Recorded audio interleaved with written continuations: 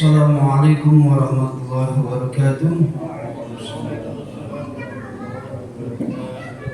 Alhamdulillah, bismillah, alhamdulillah, Allahumma sholli ala sayyidina Muhammad ibn Abdullah wa ala alihi wa mawala. Rabbi shrah li sadri wa yassir li amri wa hlul 'uqdatam min lisani yafqahu qawli, amma ba'd.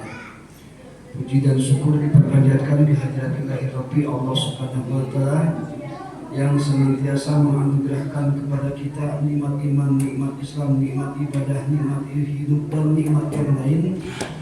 Ini tak terlepas daripada insya Allah rasa syukur kita kepada Allah, dan mudah-mudahan nikmat yang demikian Allah senantiasa menganugerahkannya. Amin ya Allah ya Rabbal alamin.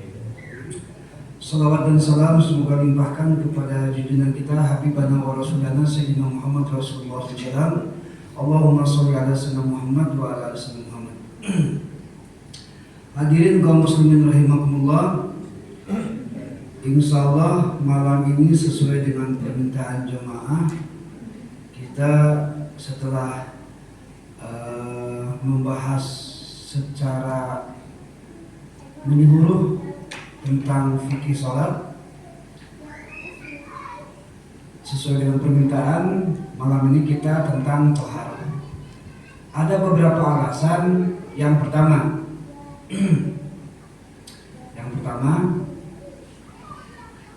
sholat kita itu jelas tumpuan daripada segala macam ibadah. Rasulullah bersabda, awwaluma yuhasabu yaumil qiyamah as-shalah. Nanti yang dipertanggungjawabkan pertama kali itu tentang sholatnya, kan gitu. Ulangi lagi, pertama sekali itu sholatnya.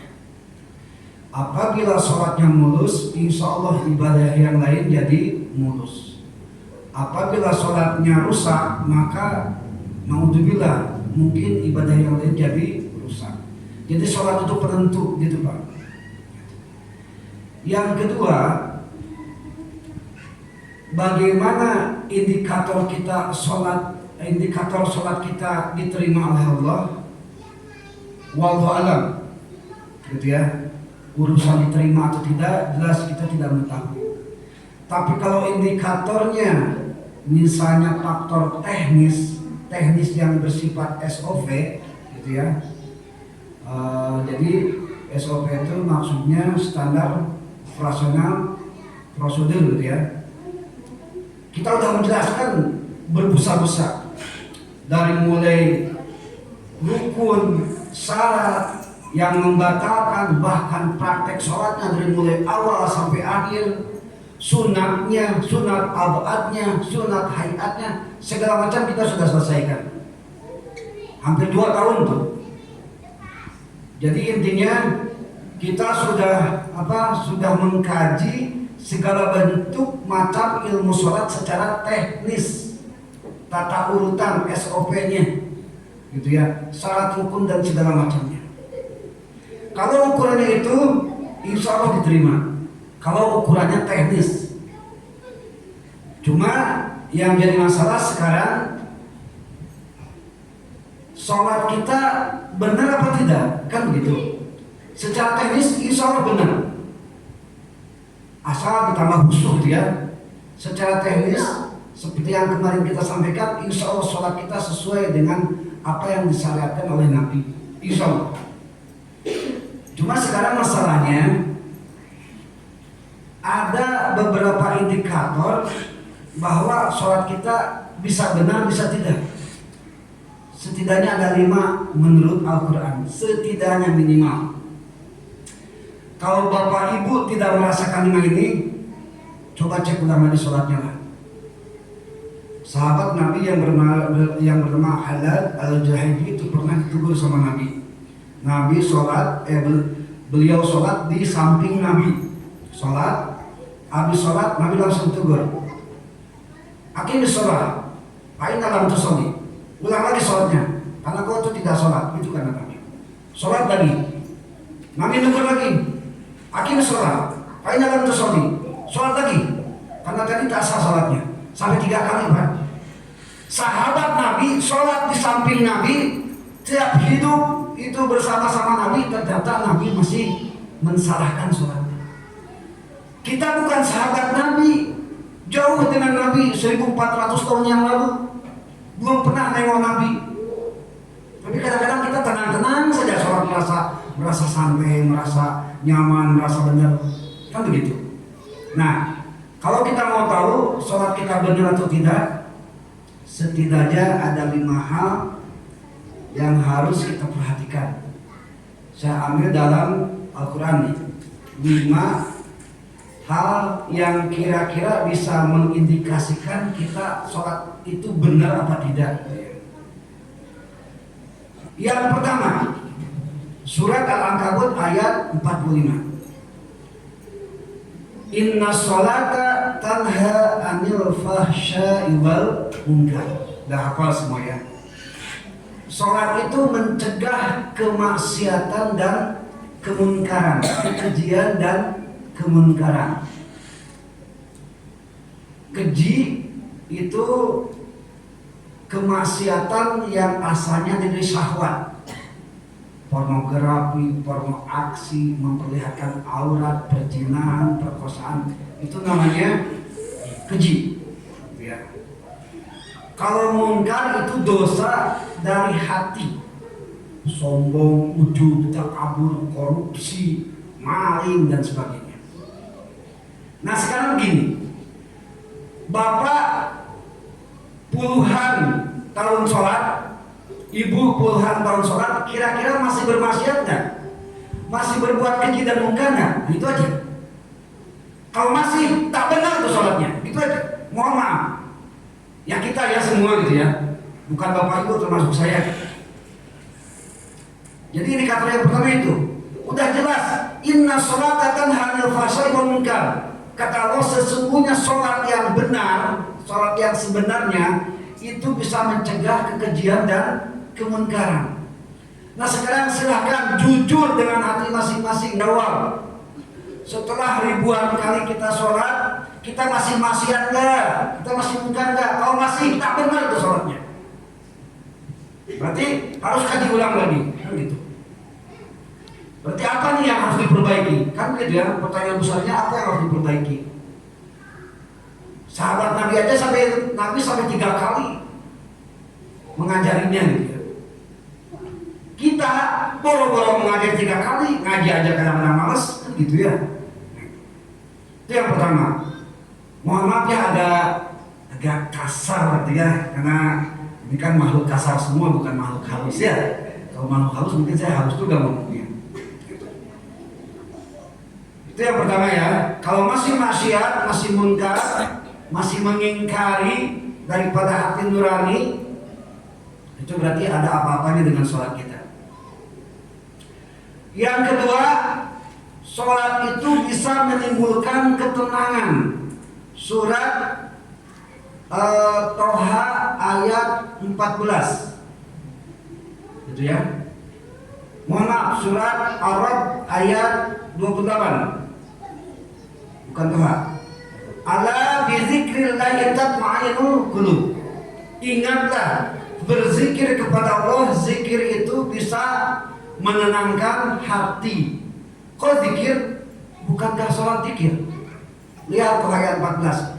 Innani anallah la ilaha illa ana fa'budni wa aqimis sholata lidzikri. Kan gitu. Dirikanlah sholat sebagai zikir kepada Allah. Sholat itu zikir. Bahkan puncaknya zikir adalah sholat. Tak percaya? Coba lihat dalam surat Al-Hijr ayat 19. Inna nahnu nazzalna dzikra wa inna lahu lahafidun. Kan gitu kata Allah. Sungguh kami telah menurunkan Al-Quran dan kami menjaganya. Zikra di sana adalah Al-Quran. Membaca Al-Quran bisa menenangkan hati. Ada lagi dalam surat An-Nisa ayat 103. Fa idza qadaytumus shalah fadhkurullaha qiyaman wa qu'udan wa junuban. Kalau sudah sholat maka berzikirlah. Bukankah setelah sholat kita zikir? Gitu kan? Zikir.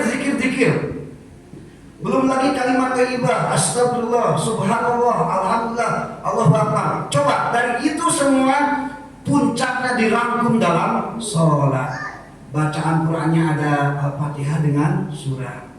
Bacaan zikirnya ada kalimat subhanallah, astagfirullahnya dari Robbi firli warhamni, dan segala macamnya. Kalau bapak ibu sudah ribuan kali sholat sampai sekarang hatinya, jiwanya belum tenang, salah tuh sholatnya. Mohon maaf. Bahasa gaulnya hati melo, galau, kacau misalnya. Ya tak peduli kacau melonya tuh ditagih utang atau apa terserah lah, yang penting tak senang hati lah istilahnya. Bapak ibu bisa membedakan ya senang hati dengan dengan gundah gulana, beda kan ya. Pokoknya istilahnya ala bidzikrillahi tatma'innul qulub, zikir itu bisa menenangkan hati. Nah, kalau sholat yang benar pasti itu menenangkan hati. Itu maksudnya. Kalau bapak ibu sering sholat, rajin sholat, tapi hati masih tak tenang, berarti sholatnya ada masalah. Apa masalahnya? Tanda tanya besar. Nanti masalahnya kita kupas ya. Nah, itu. Yang penting sekarang pertanyaannya dulu. Yang ketiga, dalam surat Ali Imran ayat 38-39. Isinya adalah sholat itu bisa menciptakan solusi dari segala macam masalah. Gitu ya, dari segala macam masalah. Kita semua pasti punya masalah. Cuma ini teksnya adalah bisa menciptakan solusi, jalan keluar. Kalau masalah semua dapat masalah. Apapun manusia dari mulai fakir, miskin sampai kaya raya pasti ada masalahnya. Cuma solusinya kan beda-beda. Orang yang benar-benar melaksanakan sholat itu janji Allah pasti dapat solusi. Coba lihat dalam surat Ali Imran 38-39. Hunalika da'a Zakaria rabbahu qala rabbi habli min ladunka dzurriyyatan thayyibah. Itu baru ayat yang pertama ya. Nabi Zakaria itu dengan istrinya udah nikah hampir 90 tahun. Bukan usianya, usia pernikahannya 90 tahun. Tidak pernah dikaruniai anak. Mohon maaf ya, yang sampai sekarang belum punya anak. Dibandingkan dengan Nabi Zakaria belum ada apa-apanya. 90 tahun tak punya anak. Kan gitu. Bagaimana kita gundah gulana, resahnya kalau kita udah berkeluarga, tak punya anak, tak punya keturunan, kan begitu ya. Dan Nabi Zakaria itu dari mulai awal pernikahan, Rabbi habli minas sholihin. Dalam Al-Quran, Rabbi habli min ladunka dzurriyyatan thayyibah, begitu terus saja, tak pernah berhenti. Itu Nabi Zakaria. Pak, Bu, usia pernikahan 90 tahun berarti kira-kira usianya berapa? Kan gitu ya. Usia pernikahannya itu 90 tahun. Menurut medis jelas tak mungkin usia segitu melahirkan. Sampai dimanapun. Karena mungkin itu namanya masa menopause. Kan gitu. Kalau laki-laki 90 mungkin masih bisa ya Pak Budi ya. Masih kakek-kakek kawin dengan perawan masih bisa melahirkan ya dia. Mungkin bisa. Tapi mohon maaf kalau ibu-ibu udah menopause tuh, ya jelas tak mungkin lah secara medis ya. Nah, gitu. Tapi kasusnya Nabi Zakaria lain. Apa ayat selanjutnya? Panadatshu al-malaika, maka memanggil Zakaria para malaikat. Wa huwa qaimun yusolli alal mihrab, ketika Nabi Zakaria lagi sholat di mihrab. Mihrab itu bagian rumah tapi ada tempat sholatnya, itu mihrab namanya. Bukan musola ya. Bapak punya rumah terus bikin musola, itu mihrab namanya. Nah, Nabi Zakaria ketika mendirikan sholat dibisikin sama malaikat. Apa bisikannya? Innallaha yubashshiruka bi Yahya. Sesungguhnya ada kabar gembira dari Allah bahwa istri engkau itu telah melahirkan, bukan melahirkan, telah mengandung anak yang bernama Yahya. Nabi Yahya itu ada kan, Nabi yang berurutan 23 itu kan ya. Itu Nabi Yahya itu nama ayahnya adalah Zakaria. Itu ketika usia pernikahan usia 90 tahun. Jadi kalau selama ini ibu punya harapan, ibu punya cita-cita, hal-hal yang mustahil seperti ini, mana ada pernikahan 90 tahun kita berdoa kepada Allah lewat sholat terus dikabulkan, secara logika tak mungkin. Tapi Allah bukan masalah mustahil dan tak mustahil. Allah sudah janji akan memberikan solusi apapun masalahnya. Nah sekarang kalau Bapak Ibu sampai sekarang masih punya masalah, belum ada solusi, padahal sholatnya rajin, salah itu sholatnya. Ada apa? Tanda tanya lagi. Itu yang keberapa? Ketiga ya. Yang selanjutnya, yang keempat dalam surat At-Talaq ayat 2 dan 3. Dalam surat itu dikatakan kalau kita sholat yang benar, Allah akan mencukupi kebutuhannya. Bukan memperkaya Pak, mencukupi. Ingat, cukup dengan kaya berlebih beda ya. Allah akan mencukupi. Man kana yu'minu billahi wal yawmil akhir wa may yattaqillaha yaj'al lahu makhraja wa yarzuqhu min haitsu la yahtasib. Jadi Bapak Ibu yang selama ini makan, minum, sandang, pangan, papan, merasa kekurangan dan segala macamnya, terus sering minta kepada Allah tapi tadi dikabulkan, berarti ada masalah dengan sholat. Intinya beginilah, saya berani mengatakan kalau sholat benar, insya Allah rezeki cukup, gitu aja. Silakan cek. Dia. Mana ada orang yang sholatnya benar, rezekinya terseok-seok, tak ada. Nah itu. Karena itu jadi Allah Subhanahu wa ta'ala, orang yang melaksanakan ibadah sholat dengan benar, bukan sholat-sholatan saja. Kalau sekedar sholat aja tanpa syarat rukun, tanpa khusyuk, itu namanya kayak tong tanpa isi, kan begitu. Buat apa tong kalau kosong? Paling dibikin drum air, dibikin pot, dibikin buang sampah, kan gitu.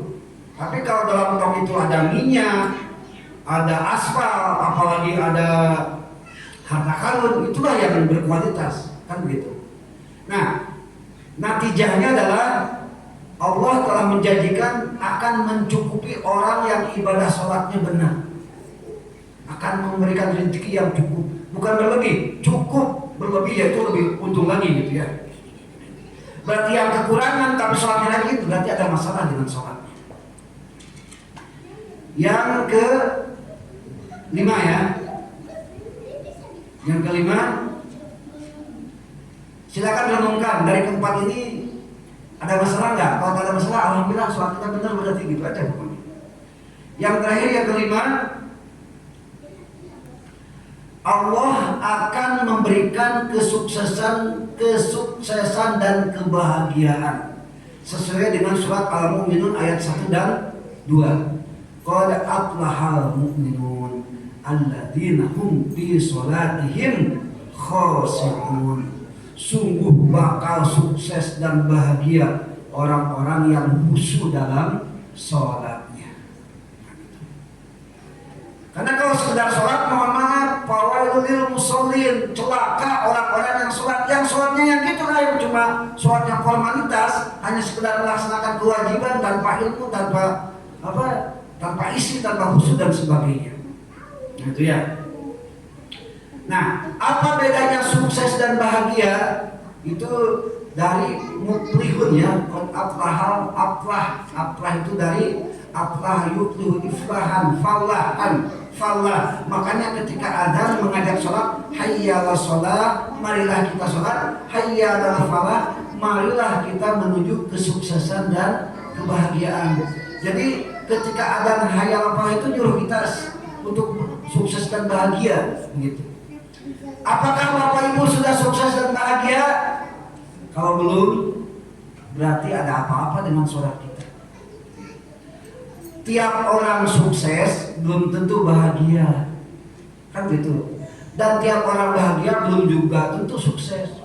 Artis-artis sukses, konglomerat sukses, pejabat-pejabat yang kaya raya sukses, tapi mereka belum tentu bahagia kan. Kita yang biasa bahagia, tapi kadang-kadang tak sukses juga begitu kan. Tapi kalau sholat, sukses bisa, bahagia bisa, dua-duanya dapat gitu. Nah sekarang pertanyaannya, sudahkah kita sukses dan bahagia? Kalau belum, oh berarti ada apa-apa dengan sholat kita, gitu ya. Jangan dulu tersinggung ya Bapak Ibu ya, saya juga tersinggung gitu ya, karena merasa belum sukses dan bahagia, itu aja masalahnya.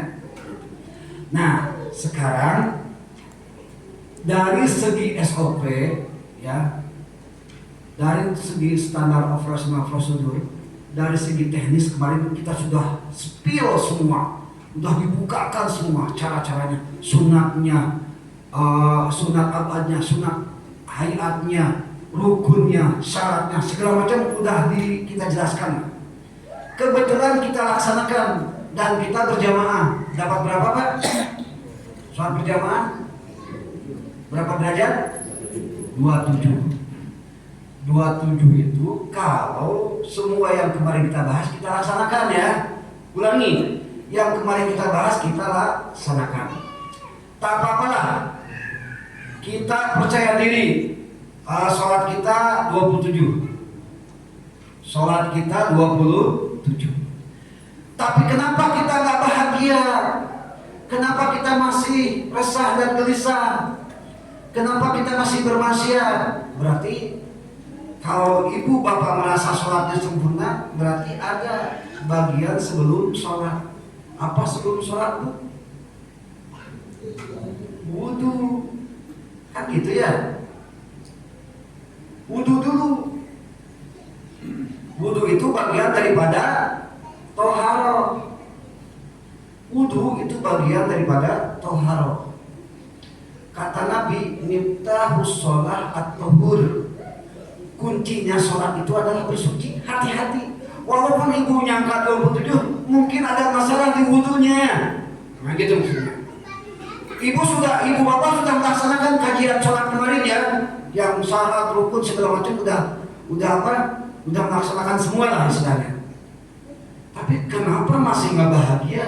Kenapa hati masih tak tenang? Kenapa masih melaksanakan kemaksiatan? Padahal udah merasa benar sholatnya. Cek ke belakang. Kita cek sebelum sholat apa wudu. Wudunya bermasalah enggak? Kan gitu. Mohon maaf.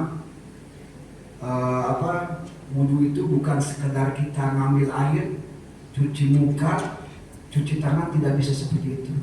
Ada rukun wudunya, ada syaratnya, ada yang membatalkannya, ada yang memakruhkannya, macam-macam. Kan gitu ya.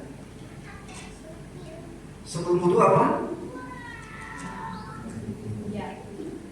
Bersuci kan? Bersuci kan? Istinja lah istilahnya ya.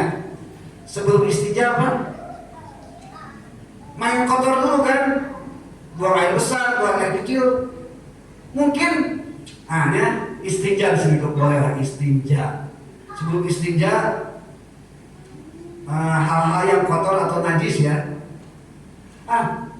Mungkin ibu, bapak cara pipisnya gimana? Kita jelaskan insya Allah. Kan begitu. Cara pipis yang baik gitu ya. Apakah yang haramnya apa, yang tak bolehnya apa, yang makruhnya apa, kan begitu. Saya pernah di terminal Bu, tak kuat pingin buang air kecil. Itu masuk ke terminal, kamar kecilnya yang sesuai dengan namanya kecil gitu ya. Serba kecil aja. kamar airnya kecil, airnya juga kecil, embernya juga kecil. Itu ya apa boleh buat daripada di luar. Kalau kita naik mobil, buka pintu mobil langsung di ban misalnya, kan nggak mungkin ya. Ya kita tidak mau. Kalau supir truk kan rata-rata gitu kan, buka, awang aja kan gitu ya. Itu khusus laki-laki, karena perempuan nggak bisa keterampilan seperti itu. Kalau perempuan itu hanya keterampilan laki-laki aja gitu ya. Nah, ya apa boleh buat, masuklah ke dalam. Ketika kita mau cebok, ya, gayung satu ya. Ketika mau cebok, tek gitu ya. Ada cipratan ke bawah gayung, tek gitu kan. Berarti najis nih bawah gayung. Ngambil lagi air, nah najis semua tuh. Itu udah kena tuh kita. Dalam segi mencuci itu udah kena. Ada lagi waktu kita punya bayi nih, kalau bayi pipis atau buang air besar, pakai tisu basah kan? Itu tisu basah itu bukan mencucikan, malah memperluas najis. Hati-hati bu, ya tisu basah itu bisa bukan mensucikan najis, bahkan memperluas najis. Harusnya pakai tisu kering gitu. Kalau kita kan selama ini salah kaprah ya. Saya yakin rata-rata ibu-ibu dulu waktu bayi, bukan waktu bayi, waktu punya bayi pakai tisu basah kan. Nah itu bukan mensucikan najis, itu memperluas wilayah najis. Gitu ya. Dibawalah sholat, walaupun pakai pamper, ya udah lewatlah, merangkullah ke ibu ke bawah sholat, tak sah sholatnya karena anaknya membawa najis kan begitu. Nah itu banyak ya. Ternyata bukan dari sholat saja, kita latar ke belakang, mungkin wudunya, mungkin istinjanya, mungkin ketika kita membuang kotorannya. Macam haram kita buang air besar atau buang air kecil, misalnya menghadap ke kiblat atau menghadap matahari, itu haram. Haram apanya? Menghadapnya. Kalau tubuh nggak apa-apa, yang haram itu menghadap itunya. Apa? Mohon maaf ya Bu ya, saya agak vulgar. Kalau laki-laki ini zakarnya. Jadi matahari, berarti kalau matahari mungkin sekitar jam berapa ya?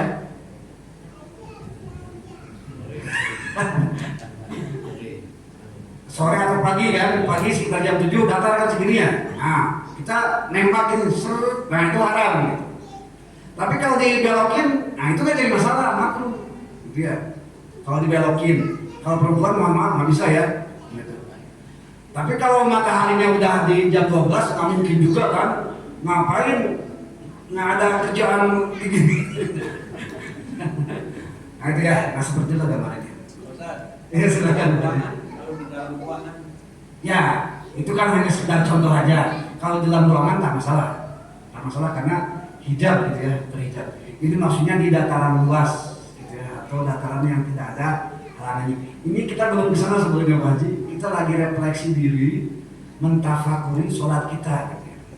Karena tafakur itu berpikir tentang ibadah kita kepada Allah.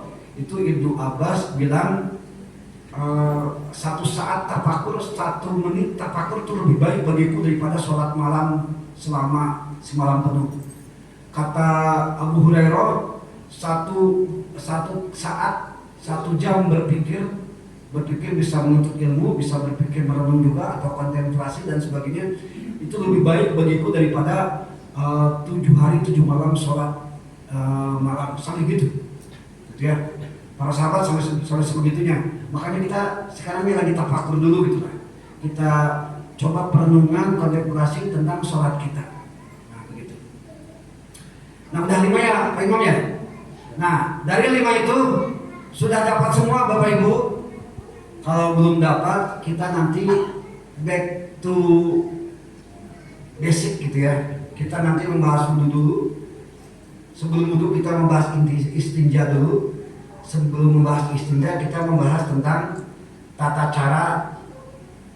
Ya karena sebelum bersih kan kotor dulu ya, kan gitu.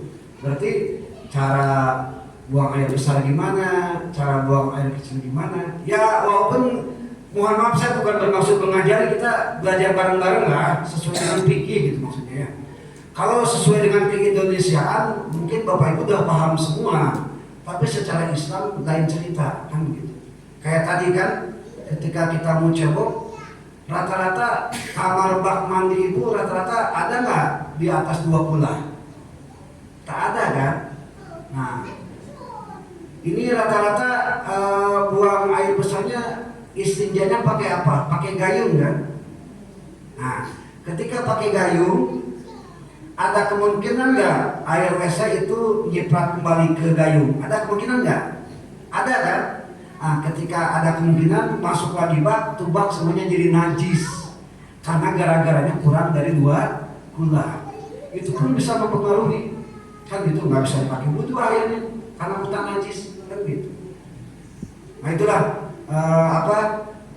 seluk-beluk daripada fikih Islam gitu ya. Berapa menit lagi? Masih lama ya? Baik. Bismillahirrahmanirrahim. Jadi hari ini, malam ini kita akan membahas tentang toharoh yang meliputi daripada wudhu, istinja dan sebagainya. Apa itu toharoh? Toharoh adalah at-toharatu fil lughati an-nadhafah. An-nadhafah, bersih. Ada hadis yang mengatakan an-nadhafatu minal iman, kebersihan sebagian daripada iman. Itu secara lugah atau secara etimologi. Secara istilah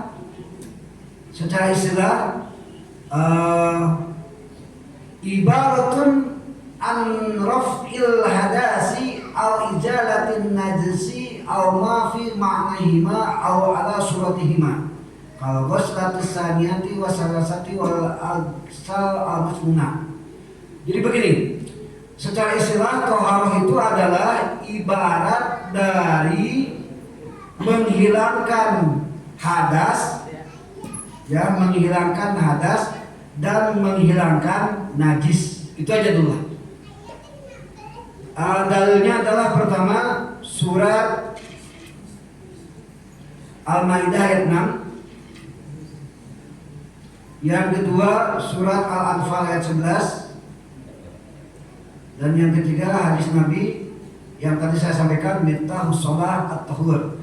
Kuncinya sholat adalah bersuci gitu ya. Al-Anfal ayat 11. Kita coba tulis dulu karena ini mengandung unsur toharoh, ayat tentang toharoh. Ibu bapak, kenapa saya harus tulis? Karena setidaknya hal-hal yang sifatnya ibadah wajib ada dasarnya, ada dalilnya, itu aja. Surat Al-Maidah ayat 6. Hadirin yang ada mushaf tolong dikoreksi bila salah. Ya ayyuhallazina amanu idza kuntum ila sholati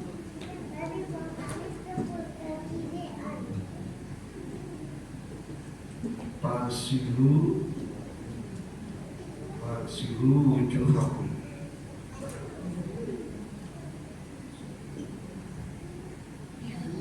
Fasilu wujuhakum wa aydiyakum ilal marafiq. Mohon maaf tulisannya ada huruf karena pada melihat jadi ada gemetar gitu ya. Kalau tengah malam tak ada siapa-siapa, tulisan saya biasanya bagus Bu. Wamsahu biru'usikum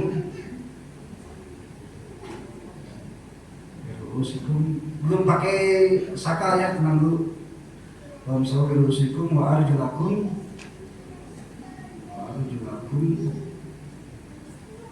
ilal ka'bain. Ka'bain. Lanjut, harus pernah ka'bain. Lagi baca. Fa'in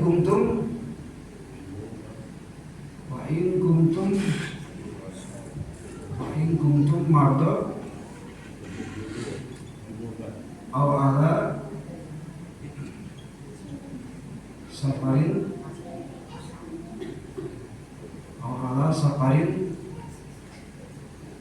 aw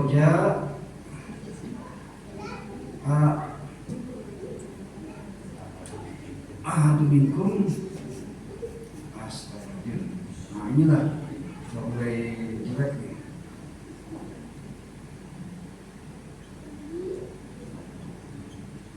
Wajah hukum minal ghaiti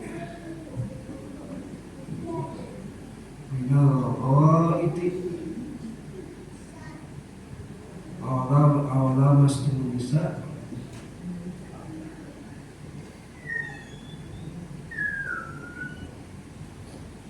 Ini apa tentang pokoknya tentang taharah dari awal sampai akhir ya. Awal masjid bisa lam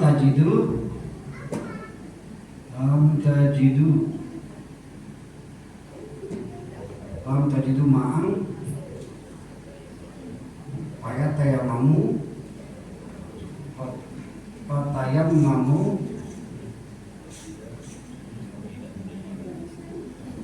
so'idan. Oh salah ayat tayamamu ini pakai waw ya.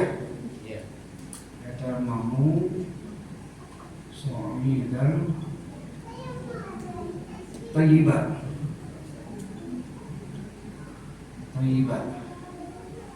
Famsahu biwujuhikum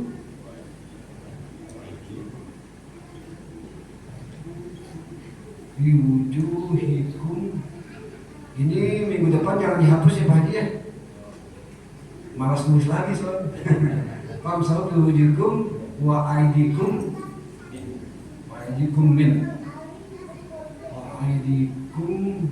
min.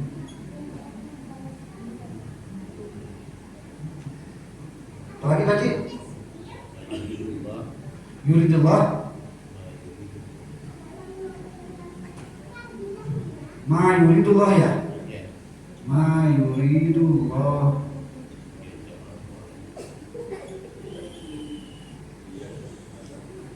dia ja'ala alaikum ma yuridullah ja'alakum min harjin. Ya jala pakai alaikum enggak? Ma yuridullah alaikum ya. Alaikum min harjin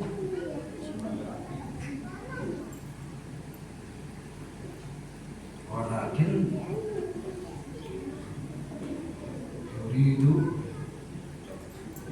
liyutahharakum. Ini aja lah sampai sini deh. Tahharakum terlalu panjang ternyata. Tahharakum. Ini dalil tentang taharah dari mulai wudu, tayamum sampai goit. Nah goit aja ada di mana? Goit. Nah ini goit itu kalau yang besar Bu, dibahas dalam Al-Quran ternyata. Dalam hadis dibahas, dalam bikinnya aja hampir 4 lembar itu tentang goit bawah pipis, bagian kecil, bagian besar semuanya dibahas. Tapi menurut syariat Islam ya gitu. Baik. Jadi begini, wudu itu asal muasalnya pakai air. Tapi kalau tak ada air gimana? Kita tayamum kan gitu. Bagaimana kalau airnya sedikit? Kondisi sholat di perjalanan. Bu, walaupun sepertiga aqua segini ini masih cukup. Terus terang aja. Kalau ada itu nggak, Haji? Wadah buat tampungan air. Soalnya saya takut mau praktek, takut jatuh ke karpet gitu. Nah, ini bonus ya, praktek wudhu dengan air sedikit atau ada air aqua nggak ya? Ada nggak air aqua nih?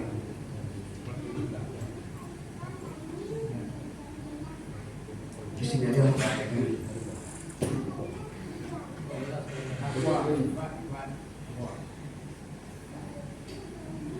Mohon maaf nih Pak Haji, saya agak prakteknya sambil duduk ya.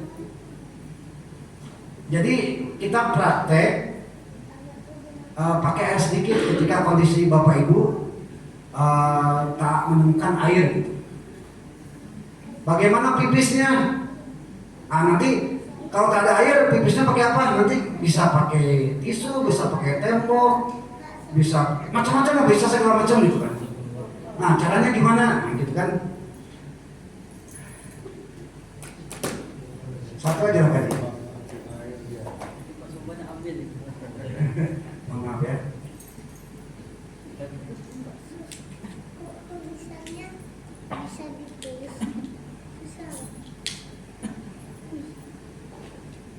Ini kita coba minum dulu lah. Ini segelas bisa dipakai 3 orang untuk wudhu, terserah aja. Tak percaya kan? Segelas ini bisa 3 orang pakai wudhu. Saya nggak pakai ini dulu, soalnya takut kena air ya tadi ya. Pertama Bu,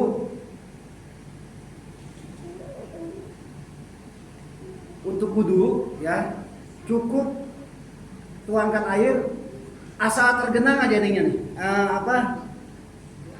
tangannya, jangan 1 tetes, tapi tergenang secukupnya, gitu ya. Apa yang pertama tadi? Faksilu wujuh hakum, sucilah wajah, ya. 1 kali gini aja Bu, dari mulai gini. Nah, gitu. Ini sambil niat gitu ya, nawaitu dalam hati ya. Terus aja 1 kali aja. Dah cukup tuh faksilu wujuh hakum. Ya berarti yang pertama wajah, yang kedua apa? Tangan. Tangan mana dulu? Nah, berarti ini tuangkan asal tergenang aja, gitu ya, tuangkan. Nah, ibu langsung ini, asal basah semua syaratnya, basah semua kan. Nah, tapi jangan lagi wudhu jangan ngomong kayak saya ya. Ini saya hanya pengantar aja. Tangan apa yang belum? Tangan kiri. Maksud tangan kiri asal tergenang aja. Genangan air dalam tangan ini pasti cukup. Ini balikan di sini. Atau boleh diputar-putar boleh. Yang penting ukurannya merata. Gitu ya. Sampai siku. Yang selanjutnya apa? Wamsahu birusikum. Kepala cukup gini aja. Cukup aja. Asal kepala, bukan rambut ya. Kenapa harus kepala bukan rambut? Orang yang punya kepala belum tentu punya rambut. Tapi orang yang punya rambut pasti punya kepala. Nggak mungkin rambut aja kepalanya nggak ada kan gitu. Makanya kepala nyebutnya. Karena kalau nyebut rambut kasihan yang botak. Mau nyentuh apa ayo? Nah itu ya. Nah jadi gini aja. Gimana yang gondrong? Nah, kalau yang gondrong tetap kepala. Mentang-mentang gondrong segini rambutnya di sini nggak bisa tasah. Tetap harus di kepala. Ingat, yang diusap adalah kepala, bukan digoslu, bukan dicuci, diusap. Gitu ya. Kalau Imam Syafi'i sampai ubun-ubun begini, gitu ya, begini. Kalau Imam Hambali itu semua dari sini sampai belakang balikan lagi. Itu Imam Hambali. Kita udahlah sampai ubun-ubun aja. Cuma kalau darurat boleh sini aja 1 tek gitu aja. Gitu ya. Yang terakhir apa? Nah kan belum habis kan? Nah kalau kaki nggak apa-apa nih Haji. Kalau kaki boleh secukupnya. Asal basah aja. Ingat ya mulainya dari sini. Waksu jokum ila apa tadi? Wa arjulakum ila kaben. Sampai mata kaki. Kalau sampai mata kaki berarti ujungnya di mata kaki begini. Nah, sampai mata kaki. Kira-kira jelas Bu, Pak? Jelas ya. Itu untuk khusus air yang sedikit. Berarti ini bukan cukup satu orang saja, 5 orang mungkin bisa. Jadi nggak ada alasan tak mau wudhu, tak mau sholat gara-gara tidak ada air. Itu maksudnya. Waktunya. Nah itu mungkin untuk sementara ya pembukaan daripada dalil tentang toharoh. Bagaimana penjelasannya? Ini tak apa-apa nanti agak ke tafsir ya Pak Imamnya, karena kita ingin mengupas tuntas dalil tentang kewajiban toharoh. Baik, silakan Bapak Ibu, ada yang ditanyakan? Udah.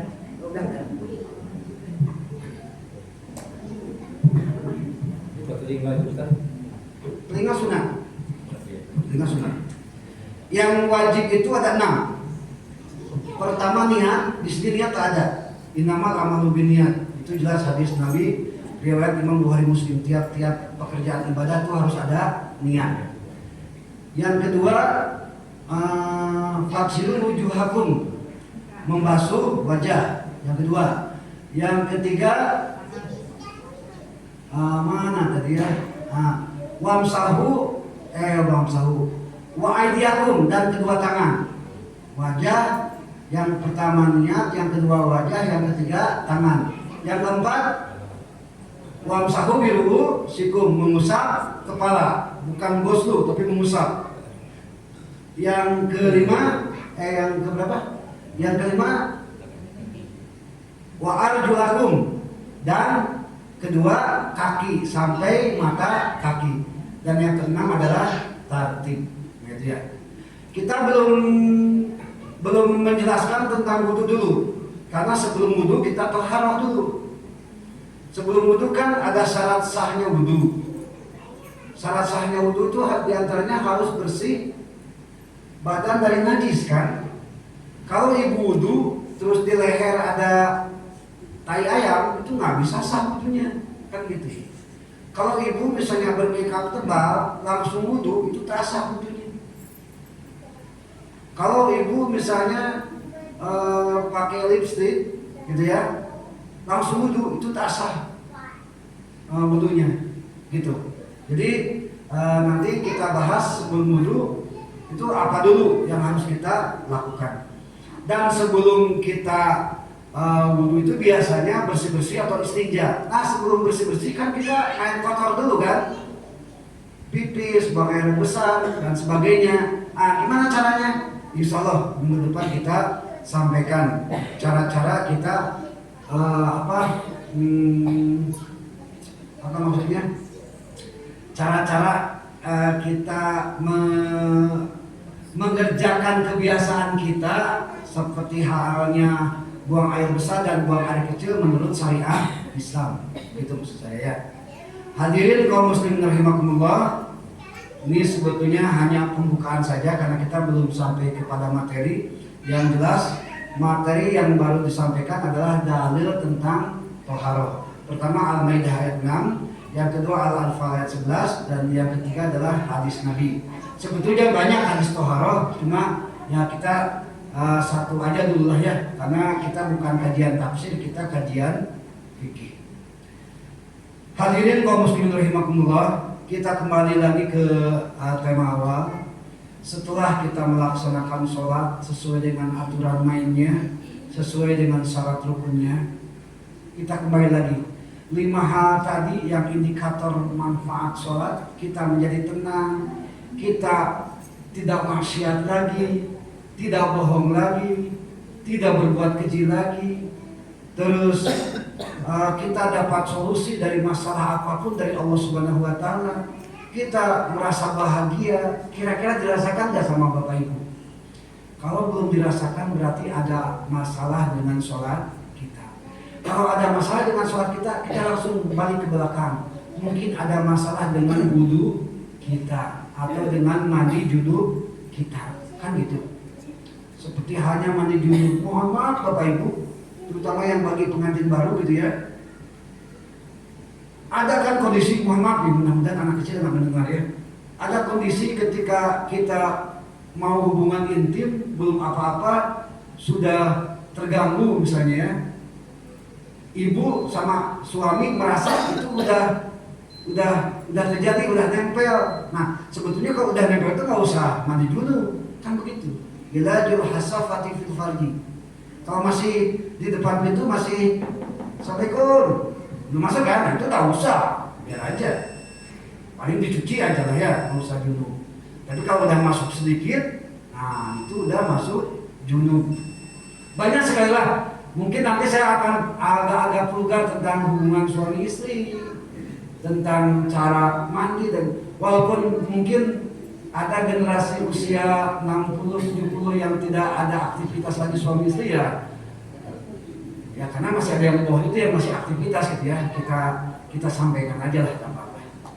Silakan Pak Bimam. Apakah yang menyatu tentang tadi sholat kita 50 lebih? Itu minimal. Ya. Bagaimana dengan kecuali kita ini? Anak-anak kita. Misalnya anak kita ini katakanlah berat susah itu untuk mendidik dia. Anggaplah dia juga menurut kata-kata kita. Kita sebagai orang tua sudah maksimal sudah kemampuan kita. Anggaplah sudah itu jadi manusia. Tapi anak-anak kita ini betul-betul berat juga nih. Tidak mau dibuka. Bagaimana cara itu? Apakah harus berubah kita? Man ra'a minkum munkaran falyughayyirhu bi yadihi fa illam yastati' fa bi lisanihi fa illam yastati' fa bi qalbihi wa dzalika adzabul iman. Kalau lihat kemungkaran salah satunya misalnya tidak mau melaksanakan sholat, maka rubahlah dengan kekuasaan sebagai ayah, sebagai Pak RT, sebagai Pak RW, sebagai pemerintah yang punya kuasa gitu ya. Fa illam yastati', kalau tidak punya kuasa, maka pemilisani, tegur, nasihati. Tapi misalnya kita tidak punya kemampuan untuk menegur atau menasihat, paling yastati fami qalbi, cukup dalam hati, tidak setuju dengan perbuatan mereka, tapi wadzalika adzabul iman, itu adalah selama-lamanya iman. Berarti alternatif kita cuma dua, yadi dan paling yastati fami lisani. Yadi dan lisan. Pertama, Pak Imam, untuk keluarga kita, anak kita gitu ya. Pertama istri kita. Itu jelas-jelas kewajiban suami, karena suami kewajibannya bukan menafkahi tapi mendidik juga. Bagaimana kalau suami tidak bisa mendidik? Suruh pergi ke majelis taklim, wajib tuh. Sudah tidak bisa mendidik, tak mau lagi nyuruh majelis taklim, itu yang jadi masalah. Itu yang pertama ya, karena ini suami itu tanggung jawabnya besar, gitu ya. Kalau istri di akhirat nanti ke neraka, bisa-bisa suaminya juga terseret kalau dia tidak melaksanakan fa'ilah dia stati tadi. Yang kedua bagi anak, itu terbagi dua, anak yang belum menikah dan anak yang sudah menikah. Anak yang belum menikah itu kewajibannya totalitas, gitu ya. Baik anak laki-laki ataupun anak perempuan. Silakan sumber daya apapun Bapak Ibu gunakan untuk untuk mengajak anaknya, salah satunya adalah melaksanakan ibadah sholat. Bukankah Nabi pernah bersabda, ketika anak kalian, kata Nabi ya, umur 7 tahun tak mau sholat, fadribu, maka pukullah, pukulan yang mendidik. Tapi kalau kurikulum di Indonesia itu fadribu itu jadi kriminal ya. Tapi kalau dalam Islam enggak, pukul gitu. Tapi pukulan yang tidak berbahaya. Pukulan yang tidak berbahaya itu dari paha sampai bawah, gitu ya. Silakan, ibu bapak mungkin tahulah aturan pukul yang tidak berbahaya macam gimana. Yang kira-kira anak nurut. 7 tahun loh. Ini yang punya anak 7 tahun lebih banyak kan? Nah silakan. Aduh, saya tak berani mukul anak udah gede misalnya. Nah kalau tak bisa ya, fa'ilam yastati tapi disani. Ibu jangan merasa rugi, berbusa-busa, berbuih-buih, ngomong aja terus gitu. Baik secara langsung maupun tidak langsung. Nak udah duhur, ayo sholat. Itu udah pabilisani itu. Gitu ya. Ya silakanlah prosedurnya mau halus dulu, yuk sholat yuk. Sampai mau sholat gak nih? Nah boleh aja silakan. Masa kepada anak nggak berani? Kan gitu. Bikinnya aja berani, masa nggak tanggung jawab mendidiknya? Bikinnya aja sampai happy, maka masa mendidiknya nggak mau happy? Itu aja lah pokoknya. Maaf ya Bu ya. Nah, gitu. Terus yang kedua, bagi anaknya yang sudah berkeluarga, terutama perempuan, itu penanggung jawab utamanya adalah suaminya. Walaupun orang tuanya tetap punya kewajiban untuk mengingatkannya sebagai orang tua. Biadi, fa'ilam yastati, fabil bisa. Terus sementara segitulah Pak Imamnya. Karena nggak cukup kok. Ya pasti masih panjang karena ini fikih tentang keluarga gitu ya. Nah, hadirin kaum muslimin rahimakumullah, itu saja mungkin yang bisa saya sampaikan. Yang jelas kata-kata terakhir daripada pertemuan kali ini, perbaikilah sholatmu, insya Allah Allah akan memperbaiki hidupmu. Amin ya Allah ya Rabbal alamin. Sekian dan demikian, wallahu muwaffiq ila aqwamit thoriq. Wassalamualaikum warahmatullahi wabarakatuh.